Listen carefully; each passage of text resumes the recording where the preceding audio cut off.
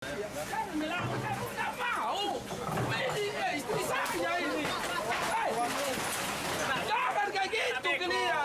yang berujung keributan antara warga dengan petugas mewarnai penggusuran di Kampung Tembesi Tower, Kota Batam. Warga yang menolak direlokasi berusaha melawan petugas.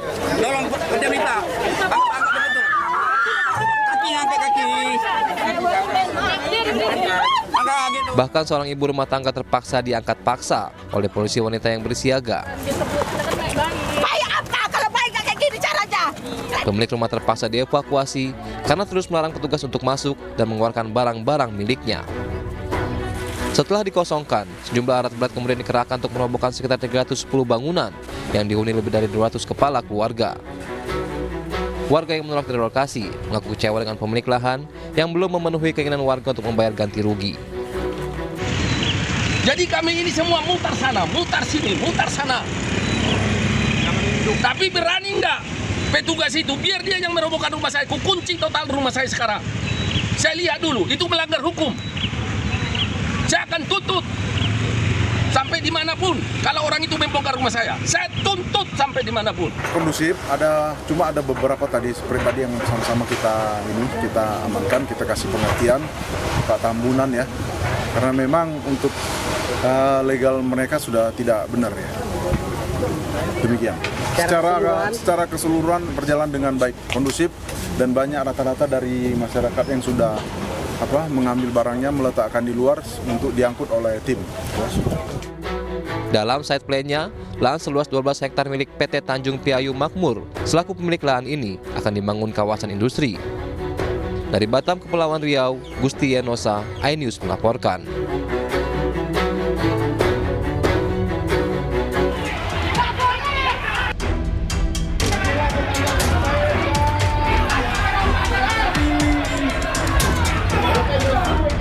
Supporter Persipur Prodadi turun dari tribun saat melihat kiper PPSM Magelang, Jawa Tengah. Mereka langsung melayangkan pukulan ke kepala sang kiper. Supporter Persipur kesal atas sikap pemain PPSM Magelang yang memancing kericuhan di tengah lapangan. Mereka pun langsung melempari pemain PPSM dengan botol minuman. Tidak hanya penonton, pertandingan antara kedua tim juga memanas. Bahkan mereka sempat mendorong wasit lantaran tak terima timnya kebobolan. Bisa dinikmati penonton, ya, biarpun sedikit insiden, tapi paling enggak kami selaku coach masih bisa kendalikan, dan alhamdulillah pertandingan berjalan sampai dengan waktu penuh. Ya, saya hanya berharap mudah-mudahan nanti ke depan Panpel lebih tertib lagi ya untuk penonton.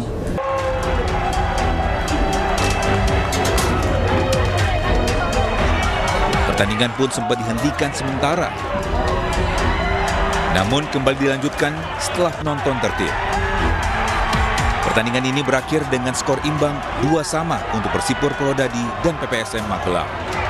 Dari Grobogan, Jawa Tengah, Rustaman Nusantara melaporkan.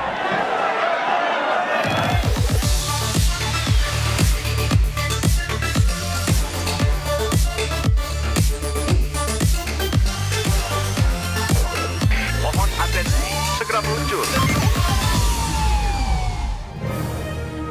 Halo, selamat pagi pemirsa. Selamat datang kembali di Lapor Polisi. Anda lapor, kami sampaikan. Pemirsa, Lapor Polisi merupakan sebuah program yang bertujuan menjadi wadah untuk menyampaikan aspirasi, keluhan, laporan, dan juga apresiasi kepada pihak kepolisian di seluruh Nusantara. Kami akan membahas sejumlah topik hukum dan kriminal yang menjadi pembicaraan di sekitar Anda dan juga ada di media sosial. Dan kami awali informasi hari ini dari informasi viral berikut ini, pemirsa.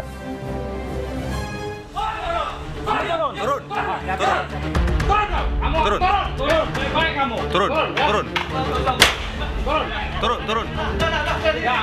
Tim Satreskrim Polres Tulang Bawang memergoki seorang pelaku pencurian dengan kekerasan bersembunyi di loteng rumahnya di Kabupaten Tulang Bawang, Lampung.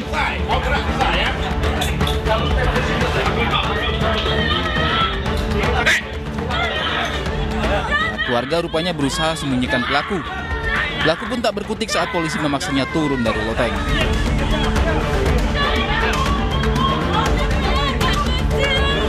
Pelaku diketahui menggasak sepeda motor warga di area perkebunan karet dengan mengancam menggunakan senjata tajam.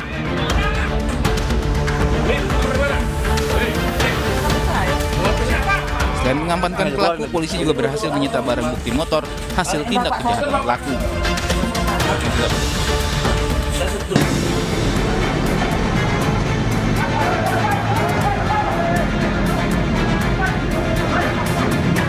Aksi pengeroyokan seorang pemuda saat nonton balap liar di Ambon, Maluku beredar viral. Korban seorang diri terlihat dianiaya sejumlah pemuda di jalanan. Meski beberapa kali berupaya selamatkan diri, namun para pelaku terus mengejar korban. Satreskrim Polresta Ambon bergerak cepat dengan mengamankan 8 pemuda pelaku pengeroyokan. Aksi pengeroyokan diduga dipicu salah paham setelah korban sempat bertanya sesuatu kepada pelaku saat menonton balap liar.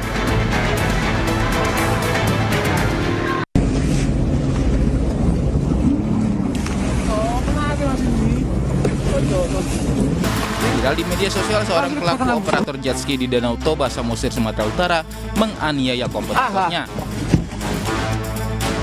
Dalam peristiwa yang terjadi pada Senin kemarin, pelaku memaki dan menganiaya korban hingga korban terluka di kepala. Pihak Polres Samosir menyebut dugaan sementara adalah selisih paham terkait lahan tempat penyediaan jet ski di perairan Danau Toba. Polisi kini telah tetapkan pelaku jadi tersangka dan sejumlah barang bukti telah diamankan. Pemirsa, polisi melakukan olah tempat kejadian perkara awal pasca sebuah bus pariwisata menghantam belasan kendaraan di Kota Batu, Jawa Timur. Polisi menyimpulkan bahwa sebelum terjadinya tabrakan, bus pariwisata ini sudah mengalami remblong.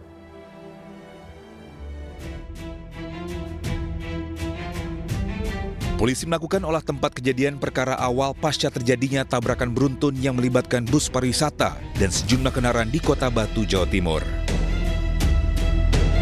Polisi menyelidiki penyebab kecelakaan yang akibatkan 4 orang tewas dan 10 lainnya terluka.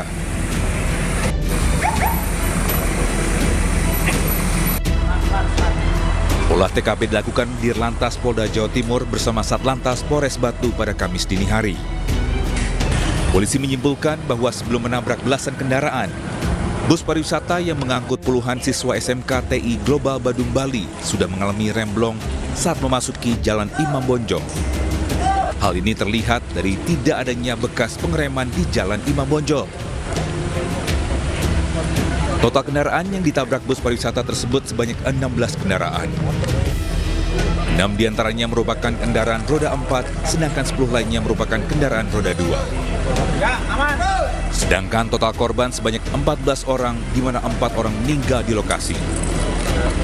Melakukan pemantauan di lapangan sampai dengan saat ini untuk mencari sebab-sebab sampai dengan terjadinya kecelakaan. Kalau kita lihat di ruas jalan ini, jalan utama yang biasa dilalui oleh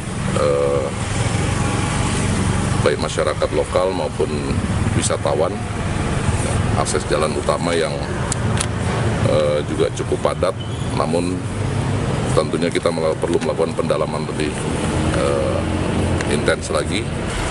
Polisi juga saat ini masih melakukan pemeriksaan terhadap sopir bus. Rencananya, polisi akan memeriksa olah TKP lanjutan menggunakan alat traffic analysis accident. Dari Batu, Jawa Timur, Denny Irwansyah, iNews melaporkan. Sementara itu, sebuah bus antar kota antar provinsi mengalami kecelakaan tunggal di Kabupaten Kulon Progo, Yogyakarta pada Rabu siang. 6 orang luka-luka, seorang penumpang sempat terjepit dan harus dievakuasi rescuer Basarnas selama kurang lebih 2 jam.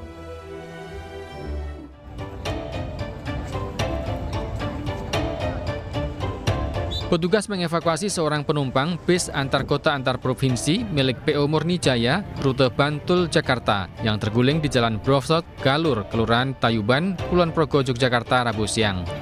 Bagus Rastito, 18 tahun, warga Imogiri, Bantul, sempat terjepit di kabin bis sisi depan.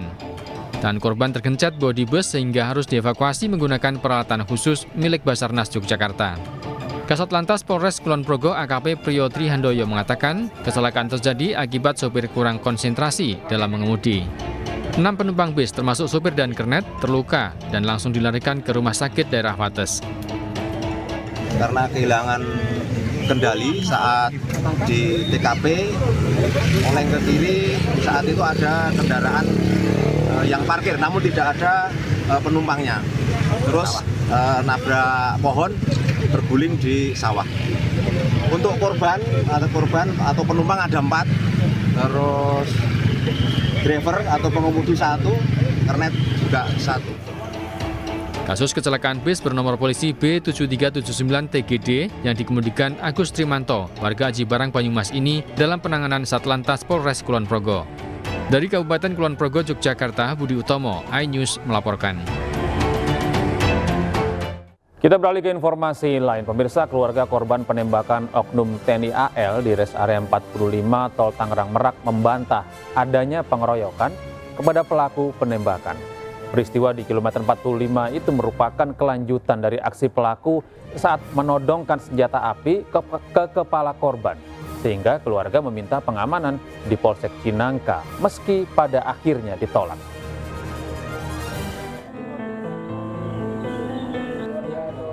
Suasana duka masih terasa di rumah Ilyas Abdurrahman, bos rental mobil di perumahan Taman Raya Rajek, Kabupaten Tangerang, Banten.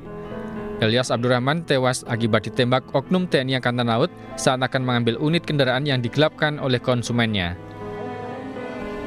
Sejumlah kerabat dan relasi bisnis korban masih berdatangan di rumah duka untuk memberikan rasa belasungkawa. Anak korban Agam Muhammad Nasruddin menyesalkan pernyataan yang menyebut terjadinya pengeroyokan kepada para oknum tentara saat kejadian tersebut. Peristiwa KM45 tidak berdiri sendiri, akan tetapi harus dilihat semenjak dari peristiwa di Saketi Pandeglang, yang mana para pelaku telah menodongkan senjata api di bagian kepala korban, sehingga pihak keluarga meminta perlindungan ke Polsek Cinangka, walau akhirnya tidak digubris. Sebenarnya waktu di rest area, saya berkumpul ke sana untuk mengamankan senjata api, bukan terjadinya pengeroyokan. Karena pada saat di Saketi Pandeglang, itu dia menodongkan senjata ke ayah saya, ke kepala ayah saya. Nah, terjadilah di rest area KM45 yang disebut tadinya pengeroyokan, itu salah sekali untuk terjadi pengeroyokan. Karena di situ kita untuk mengamankan senjata api supaya tidak terjadi tembakan.